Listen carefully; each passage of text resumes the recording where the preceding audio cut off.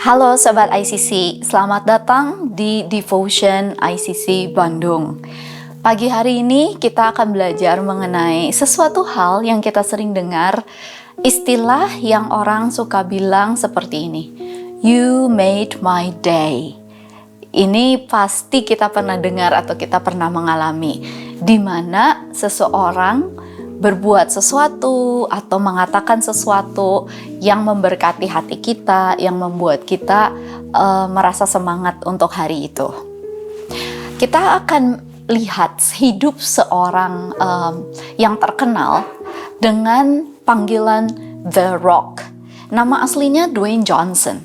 Dan ternyata di awal hidupnya dia tuh seorang Canadian football player.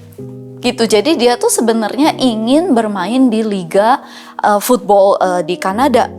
Tapi pada umur 23 ternyata dia gagal, dia pulang, dia depresi, dan saat itu di dalam sebuah interview dia bilang dia hanya punya uang $7 saja di kantongnya.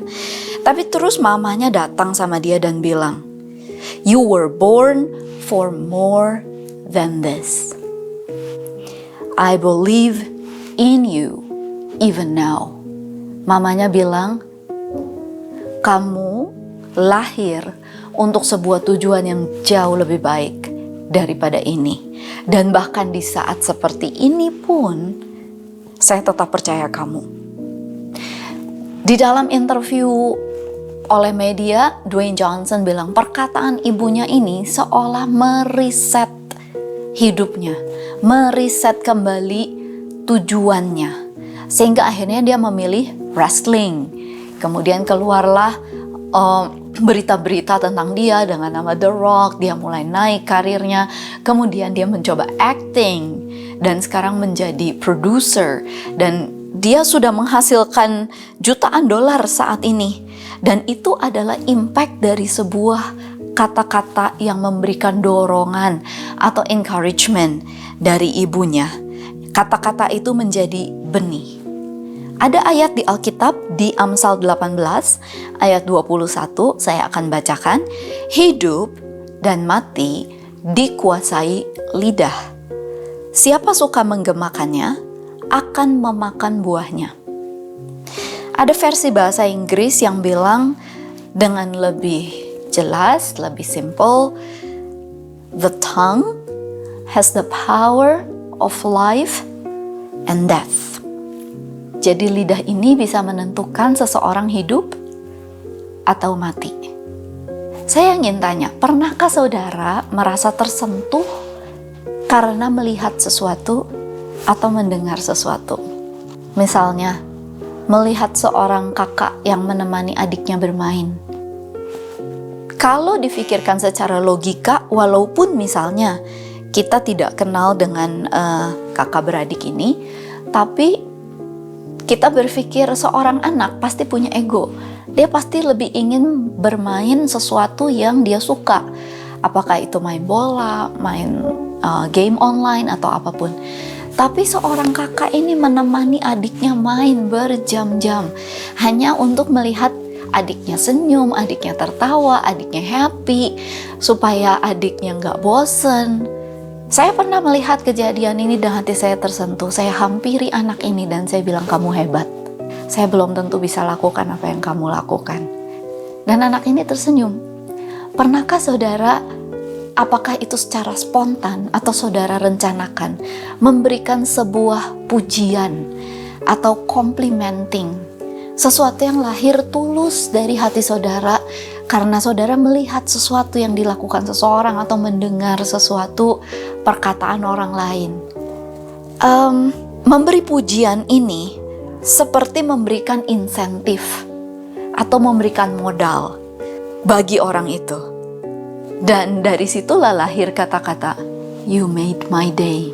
Pasti saudara juga pernah ada di posisi yang diberikan komplimen atau pujian.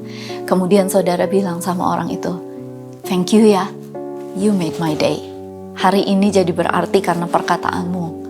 Dan ini sesuatu yang menghangatkan hati.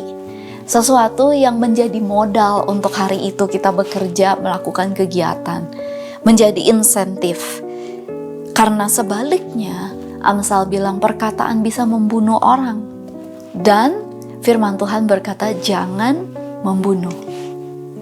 Mungkin saudara pernah diberkati oleh cerita teman atau teman-teman saat ngopi bersama. Ada baiknya setelah selesai acara, jika memang memungkinkan untuk memberikan komplimen, dikatakan secara lisan langsung di tempat bisa. Atau kalau nggak ada kesempatan, bisa teks lewat WhatsApp bilang, yang kamu share hari ini memberkati hati saya, menguatkan saya, terima kasih. Karena kadang orang itu juga nggak nyadar apa yang dia katakan, apa yang dia saksikan tentang hidupnya, ternyata memberkati orang lain. Dan ketika ada perkataan yang diberikan, dia juga jadi happy. Seseorang yang mengatakannya juga. Dan itu mungkin make his day juga, atau make her day.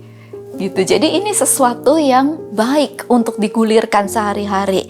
Atau mungkin kita merasakan perbuatan baik seseorang, misalnya saat kita di hotel, housekeeping staffnya melayani dengan baik. Kadang memang kita ada kasih tip, tapi perkataan itu memberkati hati orang, menghangatkan hati orang. Kita bisa bilang pelayanan kamu berbeda dengan orang-orang lain yang saya pernah dapat. Terima kasih, kamu hebat. Atau saat kita mendengarkan sebuah khotbah mungkin, atau podcast, di saat kita juga nggak berinteraksi secara langsung, kita bisa kirim email atau DM ke siapapun yang broadcast podcast itu dan mengatakan sesuatu yang baik, sebuah pujian yang bersifat complimenting, karena kita secara tulus merasa diberkati. Hal-hal seperti ini membuat hidup lebih hidup, membuat hidup lebih bermakna, karena kita membuat orang lain bisa bilang, you made my day. Saat ini saya sedang ada di dalam fase di mana saya menjalankan sesuatu yang ada di hati saya sudah sejak lama. Let's say cita-cita. Kalau zaman kita kecil kan ditanya cita-citanya apa. Kenapa saya punya semangat? Kenapa saya punya kerinduan untuk mulai melangkah? Karena ada orang-orang yang kasih semangat, ada orang-orang yang bilang kamu bisa melakukan ini. Saya ingin lihat kamu melakukan ini. Saya tahu kamu pasti bisa mengerjakannya dengan baik. Banyak banget orang-orang yang kasih semangat buat saya, you got this, sis, gitu ya. Jadi ada yang ngomong langsung, ada yang teks. Tapi orang-orang yang saya ceritain, semua kasih semangat. Itu jadi encouragement, itu jadi modal buat saya melangkah. Kita mau baca satu ayat di Efesus 4 ayat 29. Saya akan bacakan. Janganlah ada perkataan kotor keluar dari mulutmu, tetapi pakailah perkataan yang baik untuk membangun, di mana perlu, supaya mereka yang mendengarnya beroleh kasih karunia. Amin. Di Amplified Bible, kata-kata kotor ini maksudnya kotor, kasar, in vain, tidak berguna, atau vulgar. Ini kata-kata yang harus kita hindari. Kata-kata yang menusuk, yang menyakiti hati orang. Kadang kita sadar atau tidak sadar. Tapi firman Tuhan bilang jangan. Jangan ucapkan kata-kata itu. Karena apa yang kita katakan akan membuat seseorang hidup atau mati. Pilihannya ada di pilihan kata-kata saudara. Apakah saat ini saudara ada di posisi orang yang seperti saya, yang punya cita-cita, yang disemangatin orang, di mana perkataan orang membuat kita bilang, you made my day? Atau saat ini saudara ada di posisi di mana ada perasaan di hati saudara, sebuah dorongan untuk memberi komplimen kepada orang yang selama ini sudah memberkati saudara, atau bahkan sesuatu yang bersifat spontan, melihat anak di rumah melayani, bawain air. Kita bisa memberi komplimen dengan sebuah pelukan atau sebuah perkataan I love you, sesuatu yang kalaupun bukan kebiasaan kita sehari-hari, mungkin bisa mulai dibiasakan. Ini namanya the Bible culture. budaya firman Tuhan, terlepas dari budaya apapun yang menjadi latar belakang hidup kita. Tapi mari kita budayakan ini, mulai memberikan pujian yang tulus, bukan yang lip service, bukan yang dibuat-buat atau yang asal, tetapi yang tulus keluar dari hati, karena itu memberkati. Saya baca kisah hidup seseorang ketika dia membuat sebuah show dan orang ini merasa show-nya dia kacau sekali hari itu. Tapi satu orang dari penonton datang sama dia, memberikan tepukan di pundaknya dan bilang gini, "Your story healed me. Don't stop." Cerita tadi menyembuhkan saya. Jangan berhenti. And you know what? Orang ini sekarang memiliki studio film terbesar di Amerika karena kata-kata dorongan itu. Dia bilang kata-kata itu adalah the voice that kept me alive. Saya nggak yakin orang ini baca ayat firman Tuhan, tapi firman Tuhan terjadi dalam hidupnya ketika ada orang yang memberi dia pujian. Ada seorang yang lain, penulis cerita anak berseri yang sangat terkenal. Dia datang ke satu editor dan ceritanya ditolak kembali setelah berkali-kali ditolak. Tapi editor ini bilang sesuatu. Dia bilang, "My daughter loved it." Anak saya suka cerita kamu. Jangan berhenti, don't quit. Dia bilang.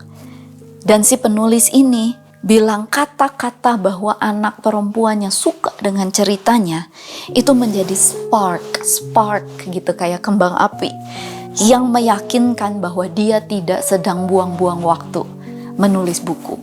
Selanjutnya cerita berseri ini menjadi legenda. Nggak ada yang nggak tahu ceritanya. Semua orang tahu cerita dan tokoh-tokoh di bukunya, bahkan diangkat ke layar lebar. Itu semua karena dorongan kecil sebuah perkataan, "My daughter loved it." Biarlah devotion pagi ini memberikan saudara insentif untuk belajar selalu memberikan pujian yang tulus, karena di balik itu, di balik complimenting itu, ada sesuatu yang Tuhan mau kerjakan lewat perkataan saudara. Mari kita berdoa. Bapa di sorga, kami mengucap syukur buat pagi ini. Terima kasih buat semua perkataan-Mu di dalam firman Tuhan yang memberikan kami modal untuk kami bergerak, untuk kami berjalan setiap hari. Terima kasih Tuhan karena Engkau selalu bilang Engkau sayang kami berharga, kami adalah anak-anak Tuhan.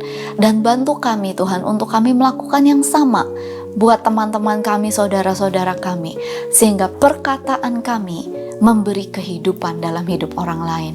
Dalam nama Yesus kami berdoa dan mengucap syukur. Amin. Sampai berjumpa di devotion berikutnya. Tuhan Yesus memberkati.